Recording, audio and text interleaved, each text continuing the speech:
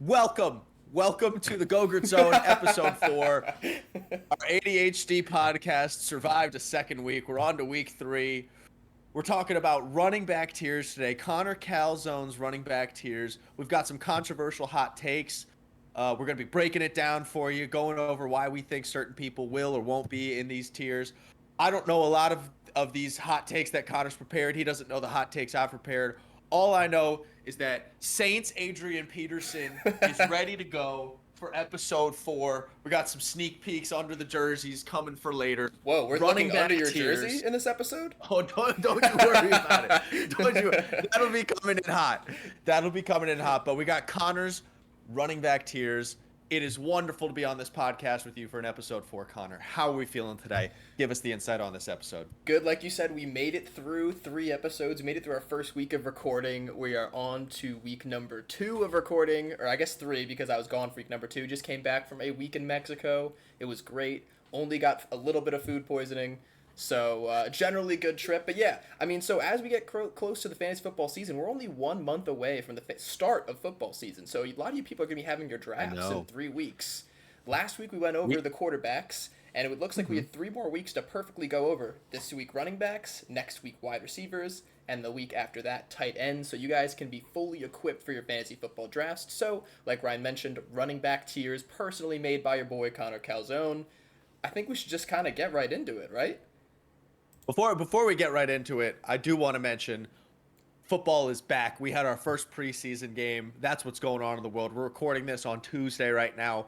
We had the Bears and the Texans. There you go. You got it. Texans. There it is. No Caleb Williams, but football is back, baby. We have live football, people hitting each other. Got the new kickoff rule. Want to just say excited about that. Also recording in the middle of flash floods in New Jersey right now. So That's all you got for me. Please kick it off, Connor, with your first tier. Yeah, so let's just get right into it. Tier 1 running backs. Already we have a hot take here. This was updated this morning. I had Christian McCaffrey as my number 1 prior to this morning, but it came out that he suffered a calf strain in practice. I don't know if it was in practice. Maybe he was just fooling around with Olivia Culpa too much. Can't really say I know for sure, but calf strain, he's pretty much definitely going to be out for the entirety of the preseason, and his week 1 status does appear to be in jeopardy. Christian McCaffrey has been healthy for the last 2 seasons. He's been a beast the last 2 seasons when healthy, but we've had those lingering injury concerns with Christian McCaffrey in the past. So because of this news, I did actually bump him down to RB2, even though he is still going as a consensus 1-1 in fantasy football drafts. I have Breece Hall as my running back 1. JT is my RB3, and Bijan Robinson as my RB4. These are all guys who I could see finishing RB1 overall. What do you think, Ryan? Wow, you're off to a rip-roaring controversial start. Jets fan. Putting CMC at number 2. Because of a calf injury? Okay, he's supposed to be back week 1. Say he's not. Say he's back by week 3 or week 4. He beat out Breece Hall by 100 fantasy points last year. Breece Hall was 10 months off of an ACL injury week 1 last year. Yeah, but let's not pretend like he didn't have a great start to that. I mean, he ripped off that freaking 60, 70-yard run on the Aaron Rodgers, Jets karma night. As Aaron Rodgers wasn't on the field. He was playing with Trevor Siemian the whole season. I get it. CMC, besides the point. CMC going number 2 is blasphemous. It's straight up blasphemous. I know you're a Jets fan. I know Breece Hall's a great talent. We're really excited about our Jets this year being better than last year. Holy smokes. I will say CMC is injury prone. I'll give you that. I'm surprised he's went the last 2 years without an injury. If he does it for a 3rd year in a row, it'd be hard to see. We know that he is over that Mike Clay hump. He's reached 28. As far as he's concerned, now he's an anomaly that belongs in a senior citizen's home. So I can't argue that, but I got to say it is very shocking to me that you don't have CMC at number 1. Jonathan Taylor and Bijan, I have no problem with. Personally, I see a little bit more upside in Bijan as running back 3. Don't know how Jonathan Taylor's going to work out with a running quarterback. We didn't see him and Anthony Richardson together last year. I don't hate the list, but having CMC at number 2, I mean, my goodness, you better have some strong justification for Breece Hall, my man. My strong justification for Breece Hall is that he was, I believe, RB2 or RB3 last season I think Raheem Mostert might have been RB2. He might have been RB3. 10 months off of an ACL injury week 1 of the 2023 season. He had Trevor Siemian, Zach Wilson behind him at quarterback the entire time, and he still was producing. This is a guy who's also got very young legs and will take a lot of work in a Jets backfield that hopefully scores a lot of touchdowns. Can you name another running back on the Jets roster? I can, because I'm a Jets fan. But who else can? Nobody. Nobody can name another running back on the Jets roster. And like I said, no injury concerns. If we're talking points per game when healthy, Christian McCaffrey will probably score more points than Breece Hall. Am I trying to just speak this into existence? Maybe. Would I still take CMC 1-1 overall if he's cleared week 1? Yes. But with the nagging injury concerns, I'm putting Breece Hall as my number 1 as of this afternoon, and CMC as my number 2. You know, you have one issue with your rankings for tier 1 right here, having Breece Hall above Christian McCaffrey. I understand the injury argument for CMC. Sure, I'll give you Breece Hall's another year removed from the ACL surgery. I know you have personal history with them, the ACL, and you want to believe in the underdog who's coming off of the ACL injury, but you keep forgetting, even though he's back on a supposedly better team, he's still playing for the New York Jets. And that's unfortunately a truth that he will not be able to escape this year unless he gets traded for some reason. And I hope for your sake that doesn't happen. But on a more serious note, overall, I'm happy with these all being considered. The potential they can be in the RB1 conversation throughout the year, and RB1. Wouldn't be surprised by any of these 4. But just for some perspective, the 3 that you have on this list, besides Christian McCaffrey, we have Jonathan Taylor, projected 18.2 points a game, Bijan Robinson, 20.3, Breece Hall, 20.6, and then you have CMC at 23.9, a whole 3.3 higher than anyone else. The analysts think that if those projections are correct, he's going to be in a league of his CMC own. misses 2 weeks, then Breece Hall ends up being the RB1. We'll see. We'll agree to disagree on that. Overall, happy with the tier 1, though. I don't mind Jonathan Taylor being bumped into that as well. I mean, the Colts just both Zach Moss and Jonathan Taylor, when healthy last season, they were both dominant. I mean, I don't know whether it's their offensive line. I know they have a top offensive line in the league. Their new OC is very run focused.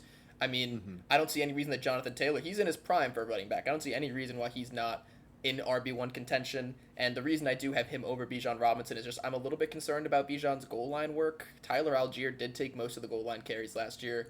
Don't know if that's going to continue with a competent head coach that's not named Arthur Smith, but we'll end up seeing. Overall, it seems that we're generally, maybe the rankings or orders a little bit different, but those do seem like the 4 guys with the best potential to finish RB1 overall. I mean, that is I don't think Tyler Algier is going to be as big of an issue because their head coach now reads at higher than a 6th grade reading level, and I think so Bijan should actually be utilized, better this year. So, but either way, overall happy with that. Let's go. I want to see these tier 2. I want to see these guys that you supposedly think could also end as RB1 potentially, and I want to hear why. What do you got? So, running back tier 2, we have 4 more names here. Saquon Barkley is my RB5, Jahmyr Gibbs as an RB6, Isaiah Pacheco at RB7, and Kyren Williams at RB8. I do think that these guys are a little bit more on the outside fringe of finishing RB1, but definitely guys I see finishing potentially top 5 in fantasy this year.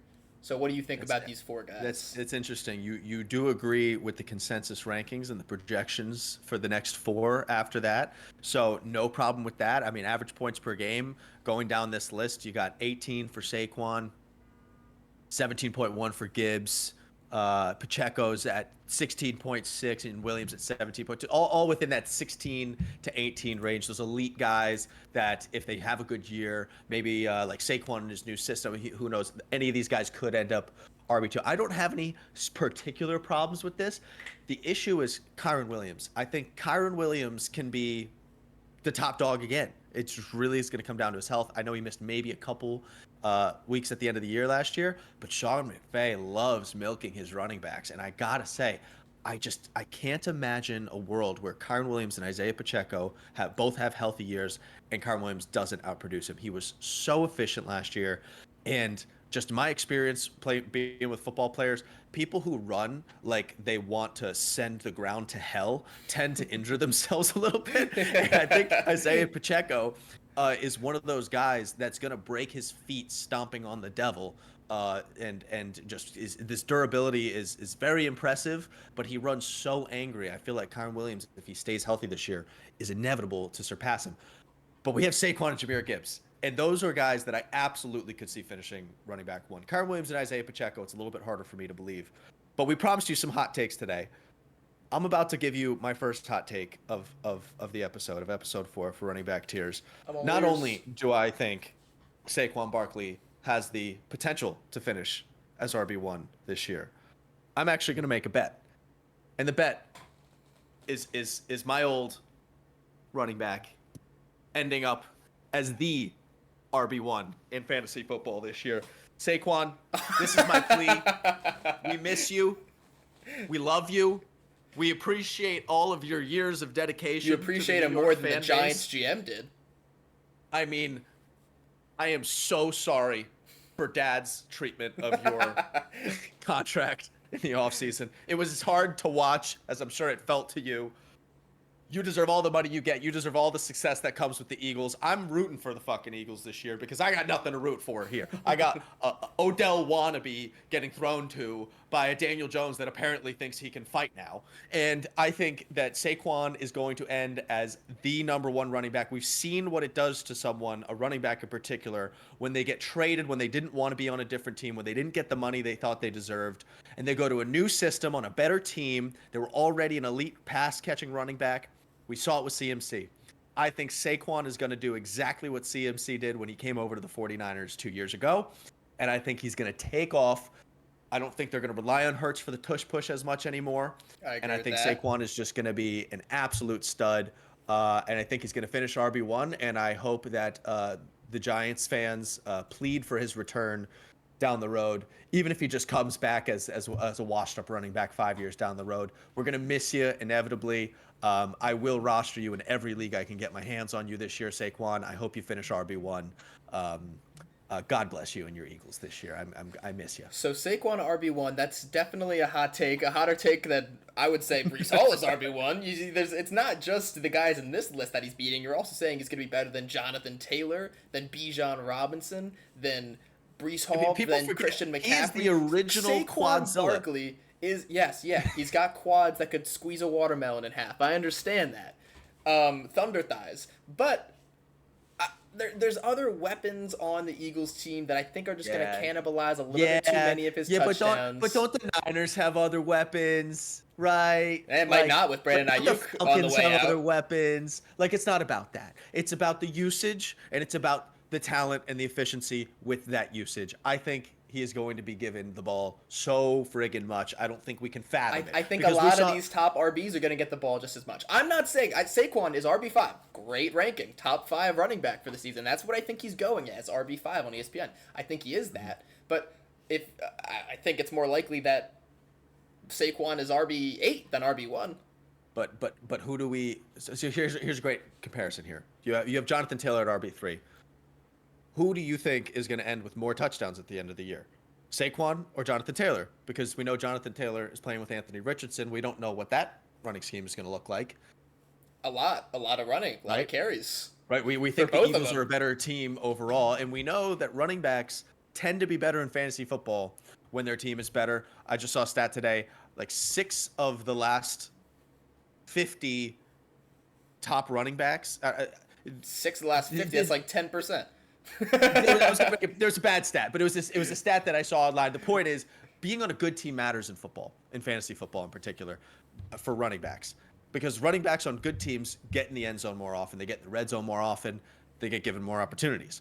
So my assumption is that the Eagles are going to be better than the Colts and that he's going to outperform Jonathan Taylor. I already think he will on a talent basis. As a pass catcher, absolutely. So I really just think it's between Christian McCaffrey and Breece Hall at that point. And my bet is that he's going to perform better than Christian McCaffrey this year. I'm taking Saquon Barkley as my RB1. All right, well, that's why I make the running back rankings and you here with the hot takes. So Saquon Barkley's my running back 5. Guys, I do want to get into Jahmyr Gibbs a little bit though before we go on to tier 3. Of course. Jahmyr Gibbs, I think there was that viral thing that we've seen that Amon-Ra St. Brown is gambling on Jahmyr Gibbs to get 1,000 rushing yards and 1,000 receiving yards in the same season next year. gambling on him. No offense, Calvin Ridley, but I think it's only been done by Christian McCaffrey, maybe Marshall Faulk. I think that's it. Only 2 running backs ever that have gotten 1,000 rushing yards, 1,000 receiving yards. I don't think he's going to get there, but he is such a dual threat weapon in an offense that is going to really, really utilize him. I think let him break free in his second year. Obviously, people were a little bit annoyed that they didn't unleash the full potential of Jahmyr Gibbs in the first half of last season. Obviously, in the playoffs, we saw what he can do, and I think David Montgomery is going to kind of shrink in his usage next year, as you'll see as we continue to go down these rankings. And I think Jahmyr Gibbs is going to get a ton of work.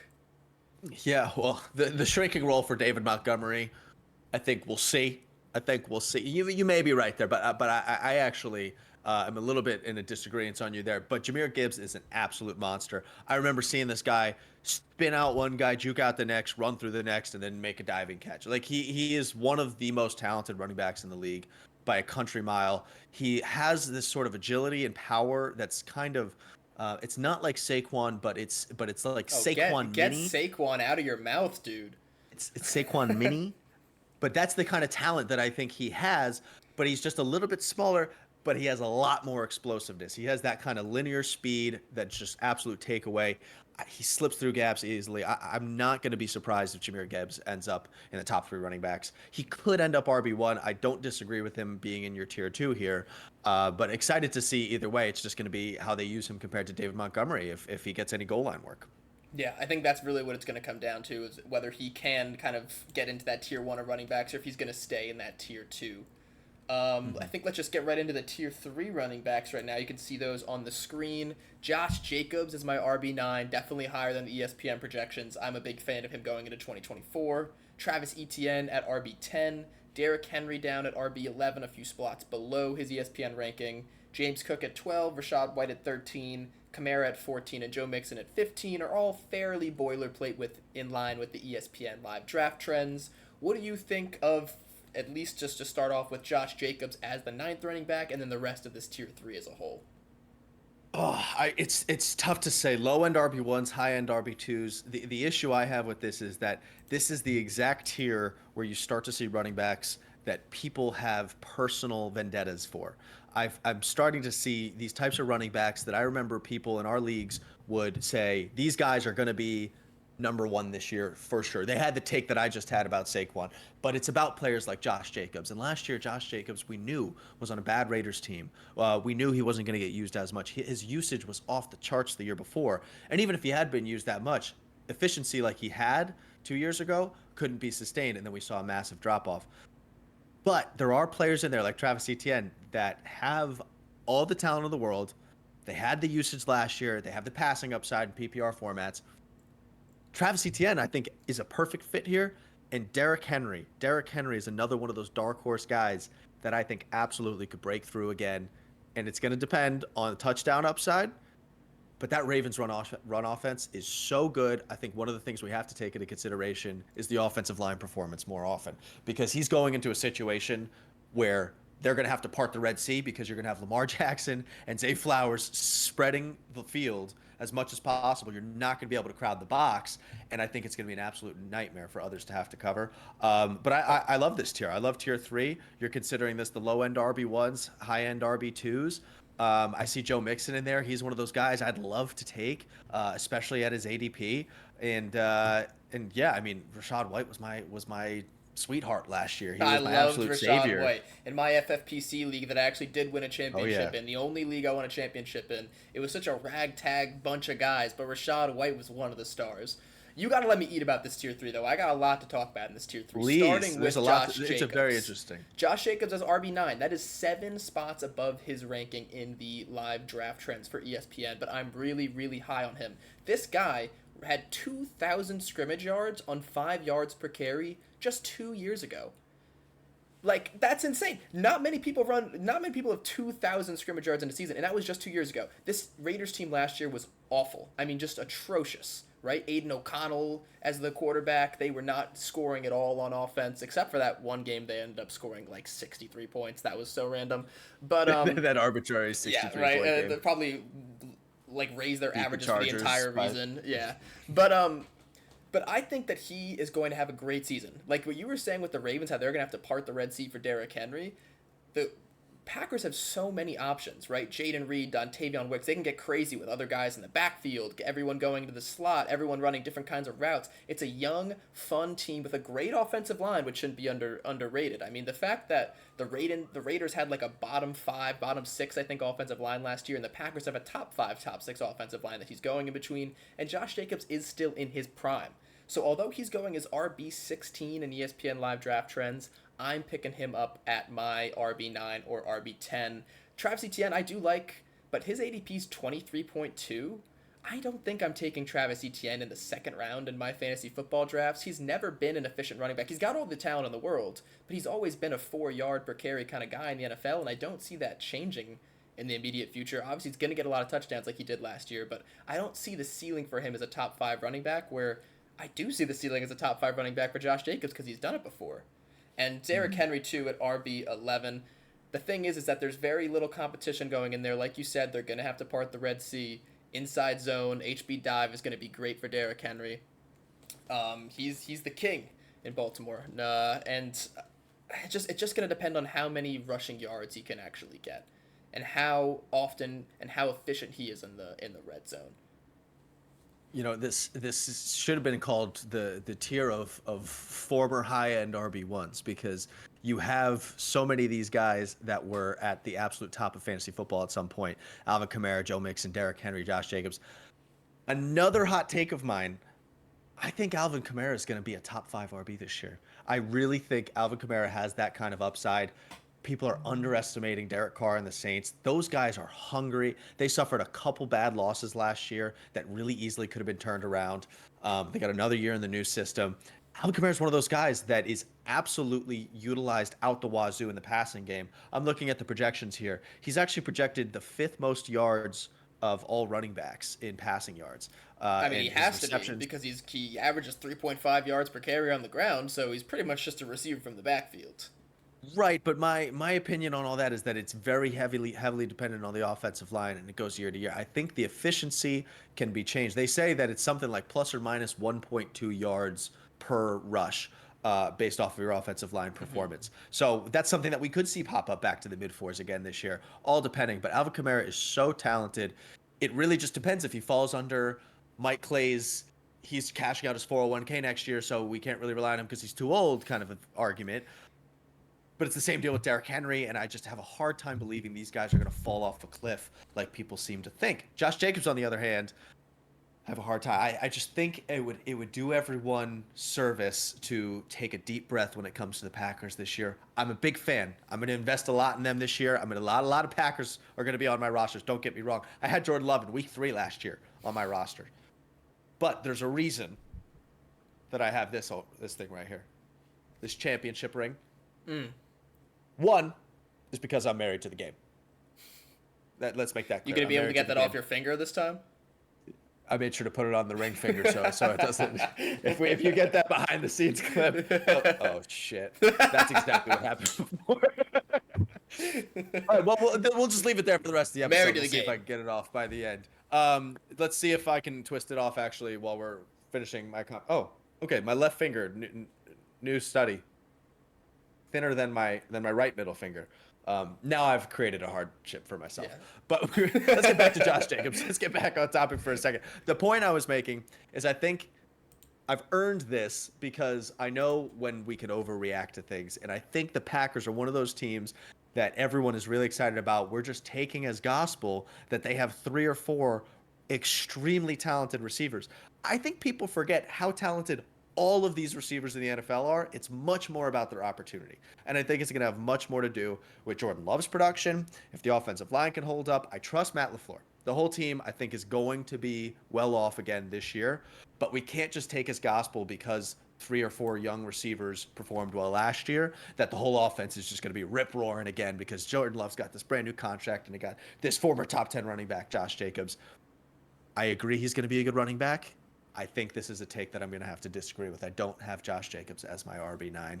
I have him closer to RB16 or 17 like the ESPN analysts. That's just my take on RB3. But overall, Okay, I I mean, love hey, the tier. you're allowed to I be love the wrong. tier. That's okay. I mean, I'll take I, this and show you at the end of the season that Josh Jacobs ends up being a top 10 running back. It's fine. I'm not mad taking any of these guys in the second round except for maybe James Cook. Maybe James Cook. I just have a Second spidey sense round, I about think him. that's a little early.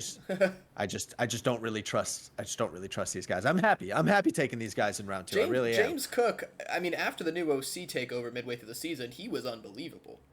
I mean, I think I trust him more than Joe Mixon in an unfamiliar situation in Houston, not knowing what his role is going to be. I mean, I trust him more than Alvin Kamara. I like Alvin Kamara, but what is Rashad White doing that he did last season that Alvin Kamara can't do? I think that Rashad White's going to be on a team that scores more touchdowns, on a better run team, with, I would even say, a better quarterback. Go Baker Mayfield. Hey, Baker, touchdown Baker. I think Rashad White can do everything that Alvin Kamara can do, and I think that there's a lot of these guys who above him that are getting a lot of work in the passing game, and I don't think that's necessarily Alvin Kamara's sole calling card, a unique calling card anymore. There's a lot of running backs getting work in the backfield in the passing game, so I think that Alvin Kamara, especially being another year older, is not going to jump into that top 5-10 RB scenario. It will depend on the Kendre Miller involvement, but it'll be interesting to see. But like I said, I have no problem taking any of these guys. If they're my second running back, I'm very happy with that. All right, let's go on to the tier 4 guys, and these guys is that sometimes they can be RB1s, but it's just probably not going to be on a consistent basis for a variety of reasons. I have Devon Achane at running back 16. A lot of people are getting very, very excited about Devon Achane. It's a very wide range of outcomes with Devon Achane. I understand he could be an RB1, but I also understand that it could be a split backfield more so than it was last year. He's not going to average 7.8 yards per carry next year. I can promise you that. I can promise everyone watching this he will not average 7.9 yards per carry for a full season. So some concerns there. Kenneth Walker III at RB17. He's a good running back for a good Seahawks team. He does get cannibalized some passing work and third down work by Zach Charbonnet, which kind of just limits him for being a true RB1 on a week-to-week basis.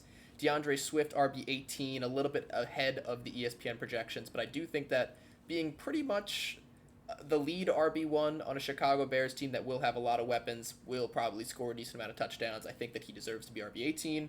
Nick Chubb, I have at RB19. On ESPN, he's ranked in the 30s, but we're getting some news that he could be ready for week 1. Most likely he's going to be ready week 3, week 4, and even if it is week 4 that he comes back and he averages 16 points per game, that will catapult him into the mid-teens running backs. I think he could be a steal in the later rounds of fantasy football drafts, especially if you pair him with a guy like Jerome Ford, for example. You can have the handcuff with Jerome Ford. Or if you draft a guy like Jonathan Brooks and Jerome Ford, we'll get to those guys later, but just first half of the year, second half of the year guys, you're always playing for the fantasy football playoffs, and I think Nick Chubb could be a steal for the fantasy football playoffs. And then have Zamir White and Aaron Jones rounding out this tier. What are your initial reactions to this tier that I've put up? Well, my initial reactions are that I'm not going to have to go to the hospital to get my finger sawed off because I did get the championship ring off. Which also is accompanied by that beautiful trophy. All right. Yeah, you bought that for yourself. All right. May have bought it for myself. May have also earned it. So. All right. Fair. Yeah. But back to tier 4 RBs. The inconsistent. I like that you pointed that out because Devon Achane is one of those guys that is going to finish as either RB8 or RB40 in my eyes. I can't see him putting up some sort of consistent numbers. I think him and Raheem Mostert are going to do exactly what they did last year and ping pong back and forth between who's healthy and who's scoring 4 touchdowns a game. I think, and the average is going to be a touchdown or 2, maybe 3 between the two of them, and a high home run upside. That efficiency, you're right, is not going to stay where it was last year. I would also take that bet. But he's one of those guys everyone's so excited about. I am too. I think the hype might have him higher than he should be going right now. Live Draft Trends has him going as RB12. RB12 and in the Live Draft Trends. They're saying he's going to be a low-end RB1.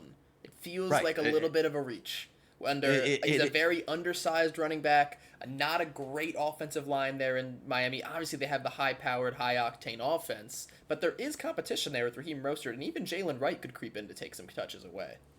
Jalen Wright will be interesting to see, but it's just one of those things where the two of them proved last year that it's just such an explosive offense. I think that it's going to be very similar to last year. I think it's going to be more about health and if they split up the workload at all. But the main discrepancy here is that he's going as RB12 and he's projected to be RB17. So he's clearly being overdrafted right now. He's one of those guys you have to pull back on a little bit. And it's one of those zones where you could just take so many better running backs, these guys, reliable guys. You have like your Travis Etienne's and your Alvin Kamara's around him, or if you trust Joe Mixon at Houston, these are guys that are going around the same place as Devon Achane, and we can more reasonably expect will hold their RB1 role on the team that they're on. The rest of this list, I really like it though. I'm a big DeAndre Swift fan. Kenneth Walker, I have absolutely no problems with going there. I might actually draft him a little bit higher, just depending on what the new offense looks like. Nick Chubb, that injury issues. I'm not as happy with. He does have a bit of an injury history. He comes back week 3 or 4. They always say you're just not quite 100% right that first year. I mean, I know you're the knee guy. I know you're the knee guy that knows everything about the knees. But if he does come back week 3 or 4 instead of week 1, not only are we talking about 2 or 3 games that he's missed out on, but I still think they're going to ease him into it because they have Jerome Ford. They have the most overpaid, terrible human being at quarterback, and they're going to want to protect their running back and ease him into the season, especially if they get off to a decent start. Zamir White, that's going to be interesting to see. It's really one of those things where he's going to be on such a bad team. And it was a small sample size last year, right? It was a small sample size. But if they're just losing every game by a country mile, maybe they'll dump the ball off a little bit to him. But I have no problem with him going as RB20. He's clearly going to be the main guy there. It is one of those teams where you could get a sneaky rookie or someone that comes out of left field, like a James Robinson from a couple years ago that just kind of pops up out of nowhere. Because Kyron Williams from last year. Who knows, right? It's one of those situations. It's the team is leaving it up to discretion. But overall, based off of what he did last year, I have no problem with that. Aaron Jones, the Minnesota Vikings, another one of those running backs I think has something to prove this year. I don't think his talent has ever been the issue. His efficiency has gotten slightly worse year after year. It's the injuries with him. It's just he can't stay healthy for a full season. He's had to come back off these hamstring injuries, which is my specialty. And I think that it's one of those things that once you're healthy, it's just a matter of workload. It's not a power thing. He's not ever going to worry. He's going to be back in full speed. Raheem Mostert is one of those guys that struggled with hamstring injuries his whole career. People don't understand. Raheem Mostert's 31. He had a long career. He's been with the 49ers. I remember drafting him, and he was just one of these top speedsters in the whole NFL. I thought he was going to. Is. And now, but that's the point. He still has that speed. I think Aaron Jones is going to be on a mission this year, and especially with no matter who's at quarterback. If it's going to be J.J. McCarthy, if he's going to be a rookie's best friend at running back, or the guy who's got his 7th chance at starting QB1, Sam Darnold, somehow still got himself a starting job. Oh, look, he's bringing out the jerseys. Yeah. He's bringing out the jerseys. How you rooted for that guy is beyond me. I'm a New York sports fan, Ryan. I've had to root for things that are sacrilegious almost. I had to root for Dennis Smith Jr. as a starting point guard of the New York Knicks, damn it.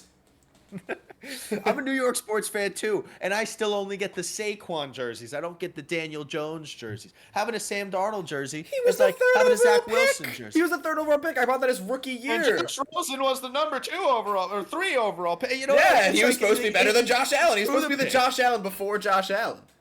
Yeah. But you know what? The point being, I think Aaron Jones is going to be either the right-hand man for J.J. McCarthy, or he's going to save Sam Darnold's ass for a couple games. You could argue that Aaron Jones and Josh Jacobs are in very similar positions. A little bit older running backs on new teams have had illustrious careers up to this point, had a little bit of trouble staying healthy. Aaron Jones much more so. I can't bet on Aaron Jones staying healthy for a full season and coupling that with a bad Vikings offense. Yes, you can get some of the work, but there's just not going to be a lot of touchdown potential, especially with... I don't think they're going to be in the red zone that often. I think a lot of the touchdowns they score are going to be breakaway passes to Justin Jefferson, Jordan Addison. We saw a bunch of breakaway potential by Jordan Addison last year. I think that's a little bit more likely than Aaron Jones getting a ton of work. And it's just really, it comes down to the fact I don't see him playing more than 12 games next season. I think that's one of those things that you have to take into consideration. The analysts here, they bake it into the projections. That's why I think he's kind of going at a right place right now. His ADP has him going. Oh my gosh, his ADP has him going way down. How different was your projection from was your ranking from his projection? He is going as running back 18 on ESPN Live Draft Trends. Oh, he's ADP going of as running. So you're 63.7. So I'm three you're spots fairly lower. low at him. Yeah, and he's also projected to be running back 19. I think the main takeaway for me is so you're probably right. He's one of those guys that's going to have that upside on a couple weeks. He might have like a 2-3 touchdown. Now, he That's might have that return to Aaron Jones. It all comes back form. to that. I mean, like best ball, sure, Aaron Jones could be a great guy, but for a fantasy football season, especially fantasy football playoffs, because that's where the money is made. The fantasy football playoffs. I don't trust Aaron Jones. You know, I don't hate the take, but I have a stronger feeling about him as a pass catcher than I do about Josh Jacobs this year. And I think that the two quarterbacks he's going to be playing for in an underrated Kevin O'Connell system, I think there's going to be a decent amount of dump offs. People are going to be surprised by Aaron Jones this year. I wouldn't be surprised if he finishes as RB12 or something like that. Hey, I mean, we could see. Also, I just noticed I had two straight Georgia Bulldogs as 18 and 19. DeAndre Swift and Nick Chubb. Yeah, there's a few of those guys. Neither of them with any vehicular crimes as well. So that's pretty rare for a Georgia Bulldog. Yeah. You see that stat, like 41% of their college football players graduate? Unbelievable. I wasn't even thinking about that. It is unbelievable, but not just that. Someone posted a picture that plays for the Georgia Bulldogs right now, their first pilot's license test, and someone was like, Kirby, smart, do not let them start flying planes. They do enough damage in cars. Do not let them start going 500 miles an hour now. Oh gosh, so funny. So yes, the Georgia Bulldogs populating your tier 4 RBs. Overall, I like the tier. I'm not going to complain about it. How about we move on to tier 5? Yeah, let's get cooking a little bit. This is where I have a little bit of movement, especially at the bottom of the list. Some hot takes. First of all, Jonathan Brooks is RB22. I tried everything in my power to put him higher than this because I think he's going to be a stud next year. But just with the concerns of when he's actually going to be able to recover from that ACL injury, I couldn't put him any higher than running back 22. But like I said before, you draft a guy like Jerome Ford and Jonathan Brooks in the same draft, and you have a good little first half of the season, second half of the season combination. I think that could be really deadly in fantasy football. James Conner is RB23, just a solid running back too. You pick him up in the later rounds. As long as he doesn't get injured, he'll give you like a solid 10 to 12 points every week. I'm very comfortable having James Conner as a flex. RB2 on some off weeks maybe, but just a solid guy. Najee Harris, like I said, I am a little bit higher on him than the average person. I wanted to put him higher as well, but he ended up just slotting in as RB24, 2 spots ahead of Jalen Warren at 26. I have Brian Robinson as the first Washington Commanders running back off the board at running back 25. And here's where I have a little bit of some hot takes. David Montgomery, I have him down at RB27. I think that he is going to lose a lot of work. I know Dan Campbell loves his workhorse, grinded out running backs, but I do think that Jahmyr Gibbs is going to get a lot more work this season. Ramondre Stevenson at RB28. I think he's going as like RB19 on ESPN. But again, they have a new head coach, a new system. They have pretty much all rookie wide receivers, a quarterback room that no one seems to know what's going on in. I'm even hearing some rumors that Joe Milton is looking like the best quarterback in the Patriots quarterback room right now. And no one knows what that offense is going to look like. I'm hearing some rumors he's got a cannon of arm that's impressing everybody. Yeah, and Julian Edelman went on Colin Cowherd's show the next day and said, it's great to look all ripped and big and look like Cam Newton and run a 4.4 yard, 40-yard dash, but that's not what quarterback is about. Quarterback is about I understand cerebral. that, but have you heard anything good about Drake May out of quarterback, out of the Patriots camp? Look, none of us are optimistic about the Patriots. That's why even though they were so happy with their wide receiver room, there are reports today that they're very heavily interested in Brandon Ayuk. We'll see how that all realizes out. We'll probably have an answer by the time this episode is posted. But I think you are heavily undervaluing Ramondre Stevenson overall, though. But please do continue. I would like to hear. It was only one more. It was Chase Brown was running back 29. I do actually think he's going to take the starting role in Cincinnati over Zach Moss. He showed a lot of explosiveness behind Joe Mixon at some points last season. Zach Moss obviously had a great season as well in the first half of the Indianapolis Colts season. But from what I'm hearing in training camp, I don't know why I'm here. I'm not hearing it. From what I'm hearing, analysts here from Cincinnati Bengals training camp, Chase Brown is taking a lot of reps with the first team, even though both of them are completely healthy. That's an interesting one. I think the Bengals running back room might be one of the hardest to predict this year. If Chase Brown falls to me at 29, I might Well, consider he's it just going as RB because. 40, and Zach Moss, I believe, is going around RB Oh, you're 35. high I'm on high on him. him because I don't Yeah. think ESPN is confident yet which one of them is going to be the starter. Zach Moss is going ahead of Chase Brown right now. Yeah, that's the thing. I have a feeling Chase Brown has the upside of being, high end RB2, but right now I just don't have enough confidence knowing who's going to be the starter. It's one of those guys I would be happy with if I had the depth to take him, but in this draft in particular, I think people are going to run out of running backs real fast, and it's going to be hard to take those kinds of gambles. But But overall, these are the tier gambles you five, need to take, especially if you're going with something of like a hero running back strategy or a zero running back strategy where you're waiting till these late round guys. You need that yeah. upside, and Chase Brown could be one of those guys. I mean, that's the thing. These guys like Jonathan Brooks, these guys like Chase Brown.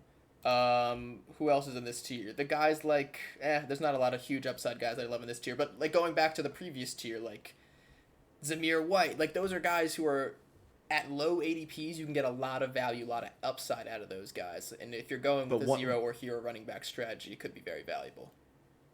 But one interesting thing that you did have here, it's two running backs that I do not want to touch under any circumstance. Najee Harris and Jalen Warren. I am running for the hills. I don't want anything to do with the Pittsburgh running back until I can be proven wrong. I had Najee Harris in literally every mock draft before last year. I was so happy taking him in the first round or wherever it was, first or second. First I was like, round. this There's no Najee was Harris was like a maybe that was fourth round pick or something. that was two Fourth, years fifth ago. round No, pick 2 years ago or last year. I either promise. way, I maybe it was 2 years ago. I was very, very high on him. Obviously, got bit in the butt by that, and I can't tell you what it is. He's one of those guys that was looking like Saquon Barkley. I watched his highlights since he was Can out of you high school. get off? Like, can you stop doing donuts on it with Saquon Barkley? You mentioned him like four times It's this the episode. Saquon episode, man. Saquon fans, come to the GogertZone podcast. We will welcome you with open arms. But no, I think Najee Harris is one of those guys where he looked like an absolute stud, and there's no indication that he's going to slow down. It's not like he's a slow guy, but he goes into year 2 or year 3, whenever it was that he started sucking wind, and just his efficiency was like the worst in the league. It was unfathomable, but we have to see how much was it due to the OC's usage of him. But having him above Jalen Warren is going against what the ADP and the ESPN projections are saying right now, which is a very interesting take. I like the upside of Najee Harris, but the eye test last year told me that Jalen Warren is just more explosive and he's just ready to go. Unless something drastic changed in this offseason, I'm having a hard time agreeing with that. I think Jalen Warren has to be above Najee. Okay, I mean, agree to disagree kind of thing. Like you said, I'm not dying to get either of these Steelers running backs in my running back room as well. But if one of the Steelers running backs is to be a consistent fantasy play, Najee Harris is that guy over Jalen Warren, in my opinion. Okay. Okay. Also, Ramondre Stevenson, I do think you're way too low on. I think he could be running back 19. David Montgomery is definitely. He's just a low ceiling guy. Like Reminder Stevenson, it's not like this guy's had 1,500 rushing yards in a season before. I mean, he's had some decent fantasy seasons, but now he's just on a pitiful, I mean, like a basically JV level Patriots team.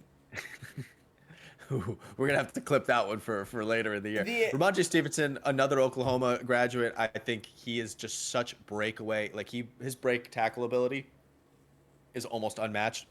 David Montgomery, I think you're undervaluing. I think he is going to be the reverse, but the Kareem Hunt to the Nick Chubb from 2-3 years ago. I think him and Jahmyr Gibbs are going to be the top two. They're going to be the top running back duo in the league this year, in my opinion.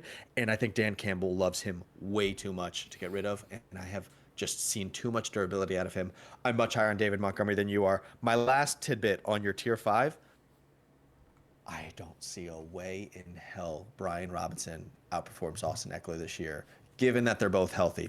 I don't see a way that Brian Robinson outperforms Austin Eckler. Austin Eckler was considered possibly the top running back last year going into the season.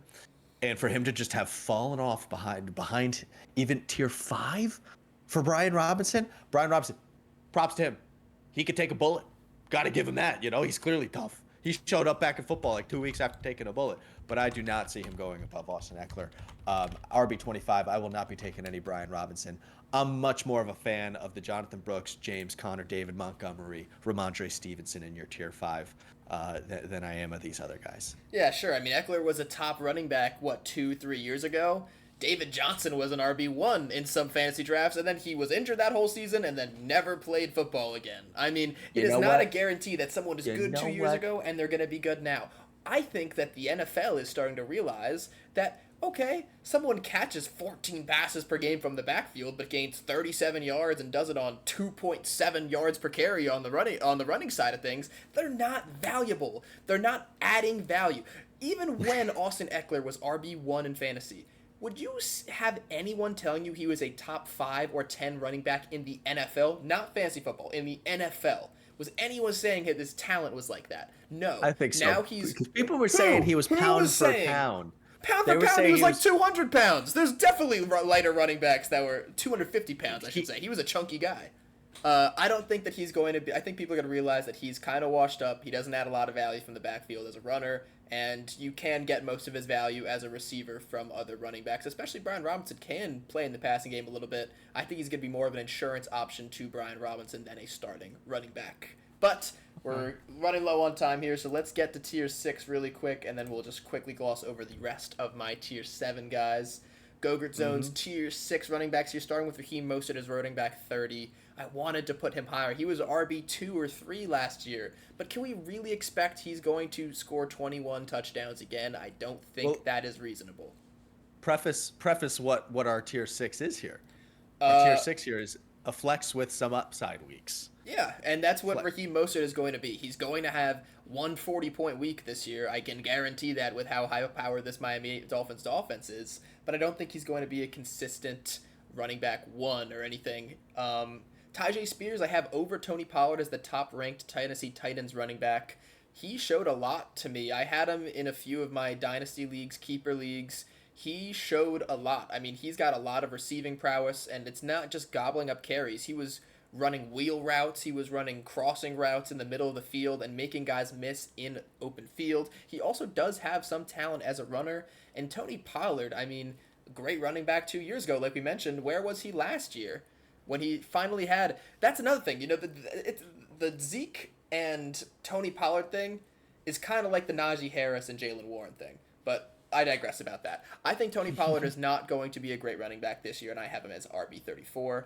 Going over the rest of these guys really quickly just so I can put our faces back on the screen instead of these tiers. Devin Singletary at 32, Jerome Ford at 33, J.K. Dobbins at 35, ranked over Gus Edwards. Javonte Williams all the way down at 36, very, very low on Javonte Williams, to be honest. Eckler at 37, I said Gus Edwards at 38, and Zach Moss, who I think will get beaten out by Chase Brown for the starting position, at running back 39. Yeah. Wow. You do have some hot takes on this one. Javonte Williams as running back 36, completely glossed over.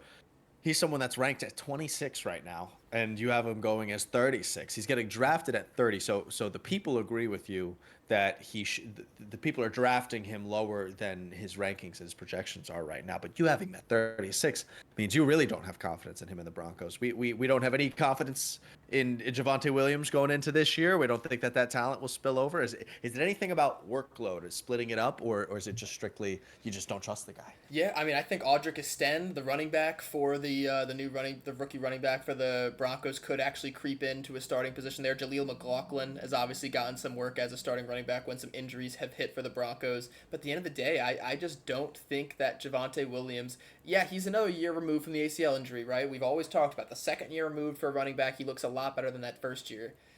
But there was just something about him that didn't look like it.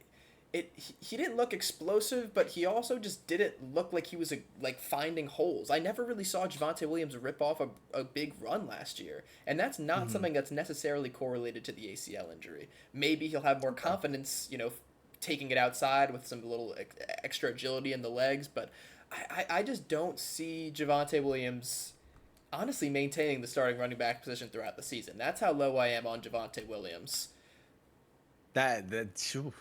That's one of those things I would bet on that. I would bet against that. I think that Javonte Williams is going to be more than sufficient this year. He has the upside to be an RB2 in my eyes.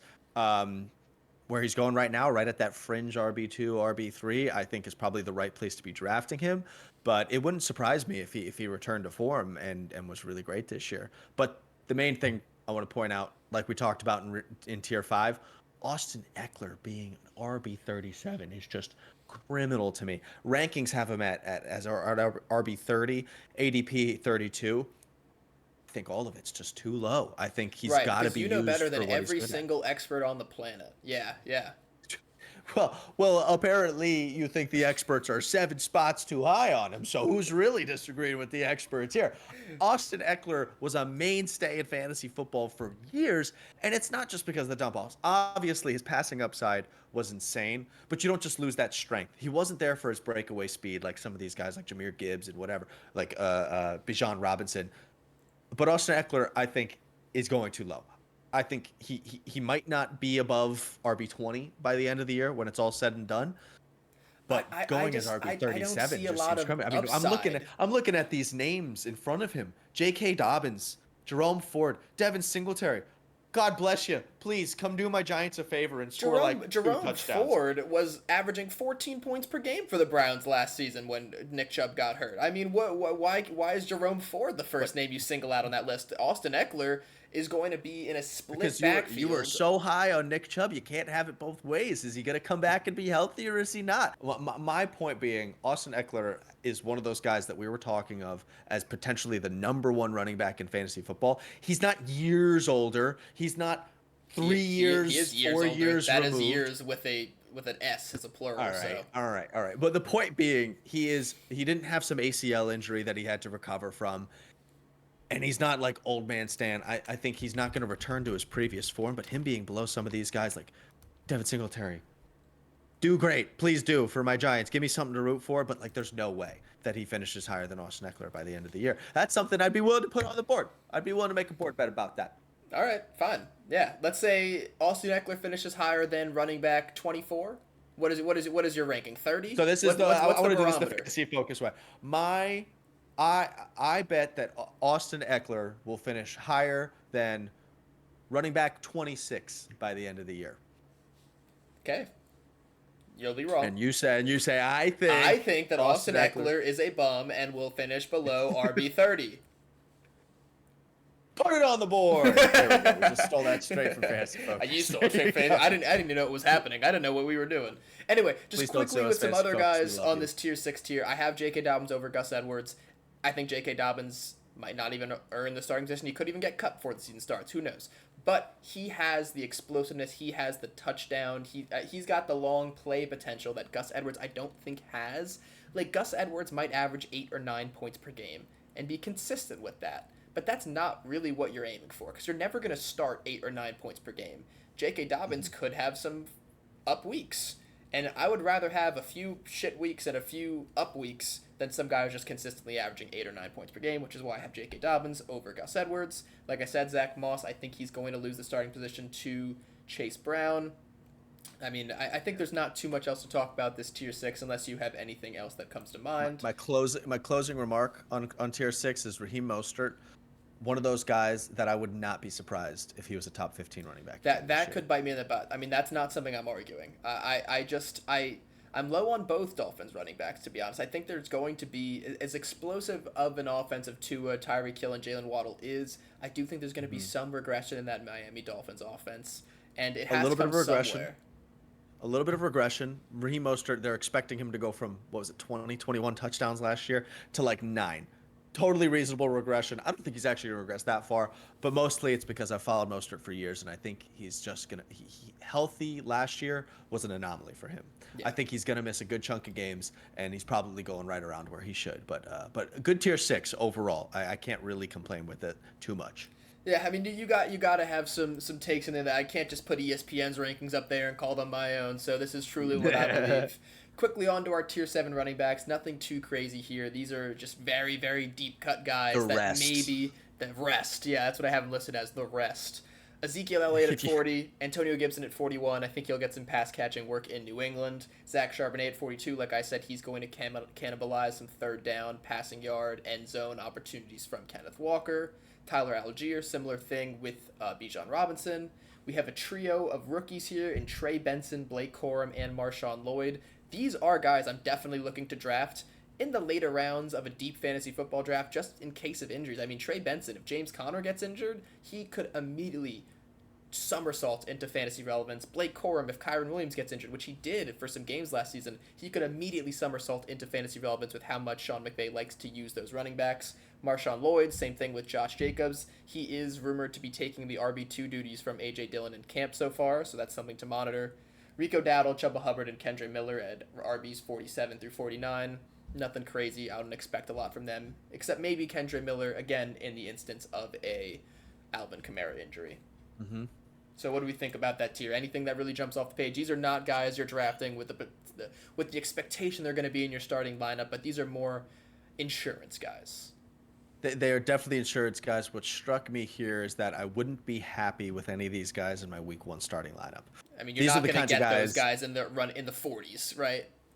Right. I mean, these are the kinds of guys that I'm happy stashing away. Maybe save Zeke Elliott. I don't know if I have any real horse in the race here with Zeke. I just think he's one of those guys that's getting a pity contract back with Dallas again. Maybe he has some new life to him. Maybe he gets some touchdown upside, but I don't think his efficiency is going to be there. These are guys that I'm happy stashing on the bench. Antonio Gibson's one of those guys where maybe he has a surprising pass catching role in the Pats offense. Who knows? But nothing struck me too much about this group. These rookies I'm really happy stashing, especially in like a keeper format. Mm-hmm. Trey Benson, I think that might be the sleeper of the year. Trey Benson might be one of these guys. Keeper and dynasty leagues, especially because of James Conner's age. I love picking him up in dynasty or keeper leagues. He's one of those guys that probably will carve out a little bit of his role as is, but James Conner is missing 3-4 games a year on average. He's one of those guys where, depending on how the Cardinals season goes, Conner might be one of those guys that gets shipped off because they need his contract's too much and they need to get some compensation. And he's a good running back. I mean, when healthy, he's a very good, very above average running back. Conner is actually one of my favorite plays in fantasy football from the last several years. Just being so stable when he is playing. He toughs out a lot of crap, and he seems to just keep being efficient no matter what. He runs angry. But I like the Trey Benson pick. I like Trey Benson as one of those guys I'm happy stashing later on in my roster. We know the lore with Kendre Miller and our friend from school and the Saints, and he's one of those guys that maybe has them upside down the road, but I'm not putting my eggs in any of these baskets too much. No, I mean, like I said, these are definitely insurance guys. Definitely guys who would be getting drafted. Those three in the middle, those three rookie running backs in the middle. Definitely guys you're drafting higher in keeper and dynasty leagues, but in redraft leagues, just if there's an injury, I mean, maybe, right? Maybe, but they're not guys who, like you said, are going in your week 1 starting lineup, and that's to be expected. They're ranked 40 something for a reason. And it's worth mentioning, we hope that you guys use these tiers. We like the tier system. It's one of those things that can help you if you're at the edge of one of your tiers with RBs when your pick comes up and you're at the top of your wide receiver tiers. You can make that choice and say, this is a great time to take an RB because after this, there's going to be a fall off, according to my opinions. Helps you group things together. You can do this with all of your team, with the whole draft board all at once, and have tiers for people that you'd like to take in this area of round 1 versus round 2. But we hope you use this in your draft strategy. We'll be developing these as we go along. Yeah, and it's all going to be based on your draft strategy and how the draft board ends up shaking out on your draft day, right? I mean, hopefully, I don't know if we're going to have time with how the weeks go. I would love to do an episode on draft strategies before the draft. Like I've mentioned it, I don't know if everyone knows the terminology. I've mentioned hero running back and zero running back strategies. I think that hero running back strategy is going to be a great strategy for this year because there's so many talented wide receivers. And in the usual dead spot for running backs, those mid to late rounds, there's, as we've talked about on this episode, there's a lot of value in the lower tiers of running backs that we don't usually see, right? In, for example, that 20s tier, like Zamir White, Aaron Jones, Jonathan Brooks, James Conner, who you mentioned is such a consistent guy, Najee Harris, David Montgomery, Ramondre Stevenson. These are all guys who you can get in the later rounds of your draft. So the hero running back strategy is when you take one top dog running back, a Breece Hall, Jonathan Taylor, Bijan Robinson, CMC. You go running backs, tight ends, fill up the other skill positions for the next 5 or so rounds, and then you just stack up on these middle tier running backs. You only need 1 or 2 of them to hit if you just take 5 straight running backs in the later rounds, and you have an insane team. So that's the strategy I'm most likely to be going with this year. Obviously, it depends on how the draft board shakes out, but I would love to do a full episode on that.